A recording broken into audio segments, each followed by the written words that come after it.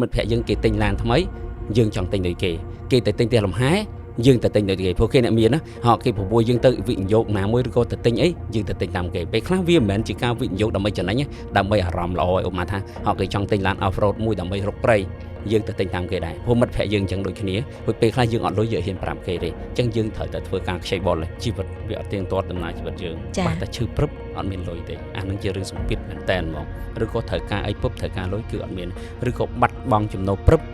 អត់មានលុយសល់ហ្មងអានឹងជារឿងលំបាកកាលណាអត់ត្រឡប់សំគឺជីវិតហ្នឹងគឺមានអារម្មណ៍ថាវាលំបាកហ្មងវា stress ច្រើនវាសម្ពាធច្រើនជាបទពិសោធន៍របស់បងជាពិសេសជាគ្រូបង្រៀនមួយរូបផងដែរបងគិតថាតើអ្វីទៅគេហៅថាវិន័យក្នុងការចាយលុយនិយាយចំទៅពាក្យថាវិន័យមិនមានន័យថាយើងតម្រង់ឲ្យត្រូវអញ្ចឹងវាមិនមែនជាអ្វីដែលយើងចង់ទេវាជាការផ្លាស់ប្ដូរមួយគេហៅថាវិន័យបើសិនជាយើងធ្វើដោយគ្មានសម្ពាធដោយគ្មានការតម្រង់ទេអានឹងវាទៅជាទម្លាប់ហើយអញ្ចឹងយើងប្រើពាក្យវិន័យក្នុងការចាយលុយមានន័យយើងកែអត្តចរិតក្នុងការចាយលុយរបស់យើងបាទកែអត្តចរិតនៃការចាយលុយយើងឲ្យប្រសើរឡើងអញ្ចឹងត្រូវគិតឡើងវិញថាពាក្យវិន័យនៃការចាយលុយ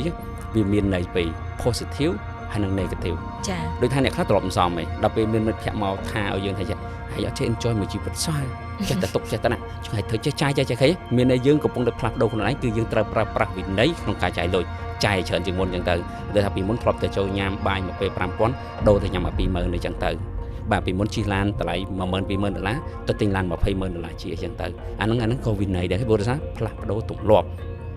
តែក្នុងន័យនៅពេលនេះគឺអ្វីដែលយើងចង់បដោតធ្ងន់គឺវិន័យផ្លាស់ប្ដូរពីទម្លាប់អត់ល្អមកទម្លាប់ល្អបាទអញ្ចឹងបង្កើតវិន័យហ្នឹងផ្លាស់ប្ដូរខ្លួនឯងពីទម្លាប់ចាយលុយអត់សល់ពីទម្លាប់ដែលមានបំណុលហ្នឹងរហូតមកល្អប្រសើរឡើងវិញរហូតកើតទៅជាទម្លាប់បាទដល់ពេលទៅជាទម្លាប់ហើយយើងលែងហៅវាថាវិន័យទៀតហើយមិនមែនខ្ញុំអ្នកឲ្យយំន័យទេអាហ្នឹងជាយំន័យសកល